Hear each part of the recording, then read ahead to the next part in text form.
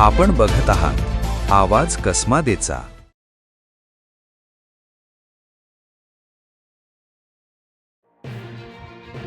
नाशिक स्थानिक स्वराज्य संस्था मतदारसंघाच्या विधान परिषद निवडणुकीसाठी गुरुवारी मतदान प्रक्रिया सुरू असून सटाणा नगर परिषदेचे नगराध्यक्ष नगरसेवक दुपारी 3 वाजण्याच्या सुमारास बागलाण तहसील कार्यालयात एकत्रितपणे मतदानासाठी दाखल झाले। मतदानासाठी आलेल्या नगरसेवकांच्या वाहनांचा ताफा तहसील कार्यालय परिसरात पोहोचल्याने परिसरात काही काळ राजकीय हालचालींना वेग आला।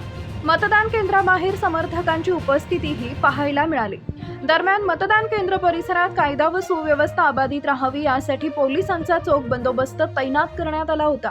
निवडणूक आयोगाच्या नियमांचे पालन करत शांततेत मतदान प्रक्रिया पार पडतीये।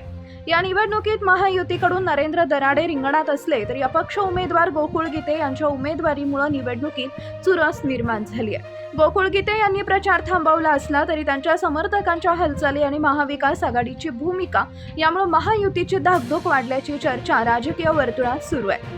नाशिक स्थानिक स्वराज्य संस्था मतदारसंघाच्या या प्रतिष्ठेच्या निवडणुकीकडे राज्यभरातील राजकीय वर्तुळाचे लक्ष लागले असून मतदानानंतर होणाऱ्या मतमोजणीत नेमकी बाजी कोण मारणार याबाबत उत्सुकता शिगेला पोहोचली आहे।